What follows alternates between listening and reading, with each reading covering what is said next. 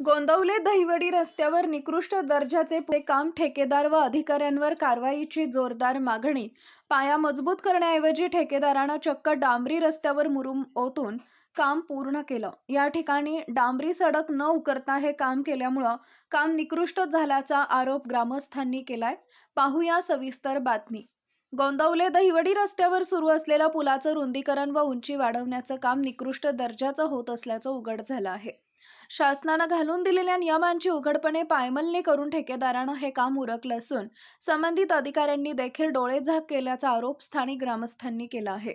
कोणतंही काम करायचं झालं तर त्याचा पाया मजबूत असणं गरजेचं असतं, मात्र अनेक ठेकेदार पाया मजबूत करत नाहीत, परिणामी हे काम निकृष्ट होतं आणि असंच एक निकृष्ट काम गोंदवले बुद्रुक नजीक सुरू आहे।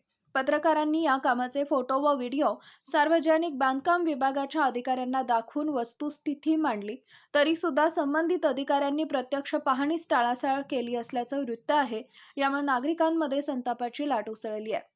स्थानिक नागरिकांचा आरोप आहे की अंदाजपत्रकानुसार रस्ता उकरून मुरुम टाकून पाणी मारून रोलिंग करणं अपेक्षित होतं, परंतु ठेकेदारानं जुना रस्त्यावरच थेट मुरुम टाकून रोलिंग केले। गोंदवलेच्या बाजूनं व मध्यभागी रस्ता उकरलेलाच नाही, फक्त दहिवडीच्या टोकाला फोटोसाठी थोडंसं उकरून फक्त देखावा केला गेला असून हा प्रकार म्हणजे चक्क जनतेची दिशाभूल करणारा आहे। ग्रामस्थांचं म्हणणं आहे की हे केवळ शासन निधीचा गैरवापर असून ठेकेदार व पदाधिकाऱ्यांच्या संगनमतामुळेच हा गैरप्रकार घडला आहे। ग्रामस्थांचा इशारा, या प्रकरणी तातडीनं सखोल चौकशी करून दोषींवर कारवाई करावी अशी ठाम मागणी ग्रामस्थांनी केली आहे।